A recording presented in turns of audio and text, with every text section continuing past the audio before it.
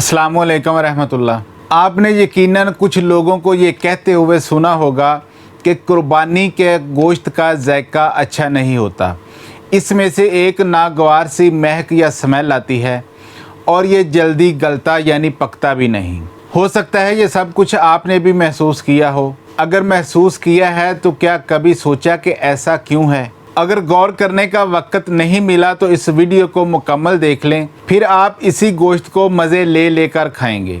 आपने बड़ा महंगा जानवर ख़रीद रखा हो, आपका जानवर खूबसूरती में बेमिसाल भी हो, लेकिन माजरत के साथ आपको जानवर ज़िबा करना या करवाना नहीं आता। गुस्सा नहीं करें, हकीकत यही है जो मैं यहाँ बयान कर रहा हूँ। अगर यकीन नहीं आ रहा तो फिर ये बातें गौर से सुनें, समझें और इस ईद कुर्बान पर इन पर अमल करें।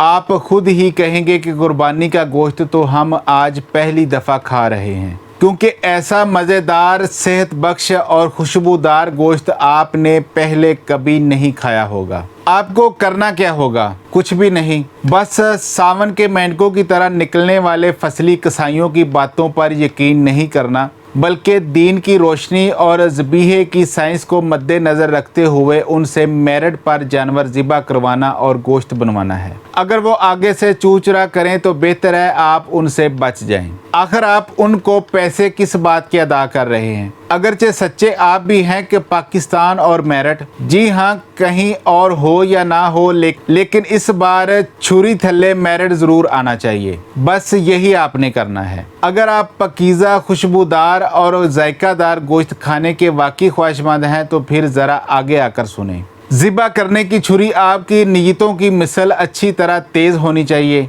यानी जिस छुरी से जानवर को ज़िबा करना है वो अच्छी तरह तेज़ हो। ज़िबा करने से कबल जानवर को खिला पिला लें और जानवरों को एक दूसरे के सामने ज़िबा करके खौफ का शिकार मत करें। ऐसा करने की सूरत में जिस्म में एक केमिकल हिस्टामिन खारिज होना शुरू हो जाता है, जो खून की नालियों को फैला देता है, जिससे खून सुस्त रफ्तार होकर मुकम्मल तौर पर जिस्म से खारिज नहीं हो पाता और यूं गोश्त की क्वालिटी मुतासर हो जाती है। और सबसे अहम बात जो आपने ध्यान में रखनी है वो ये कि ज़िबा करने वाले को कभी जानवर के हराम मगज़ को नहीं काटने देना। अगरचे वो 100 बहाने बनाएगा और जानवर को जल्दी ठंडा करके अजियत से निजात दिलाने के दावे करेगा, लेकिन आपने सुनी अनसुनी कर देनी है। इससे ना आपके जज्बा कुर्बानी की फ़िक्र और ना जानवर की तकलीफ़ का ख्याल होगा। वो तो बस अगले गाहक और अपनी 50 या सेंचुरी के तस्वर में होगा। और शरई तौर पर छुरी रीढ़ की हड्डी के मोहरों तक ले जाना, जानवर को बिला वजह अजियत देना मकरूह है।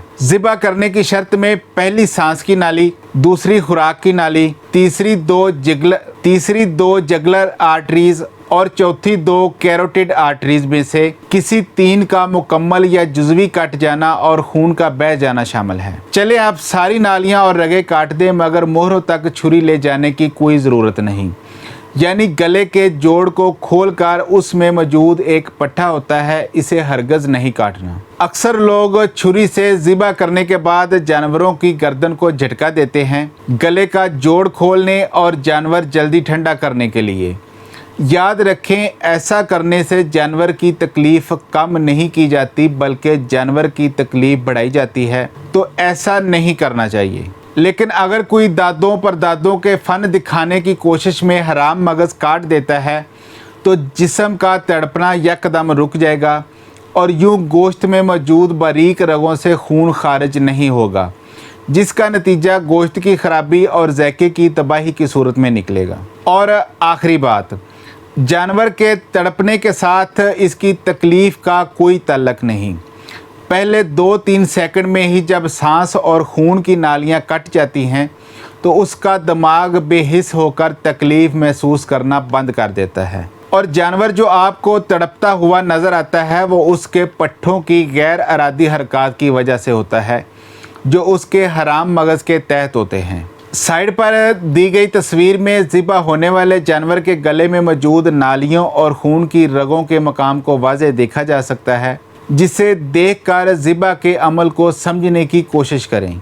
अगर आप वीडियो में बताए गए तरीके पर अमल करते हैं और अपनी कुर्बानी के जानवर को ज़िबा करेंगे तो यकीन करें इससे ज़्यादा लजीज और कोई गोश्त नहीं होगा। اپنا بہت سارا خیال رکھیے گا. اللہ حافظ.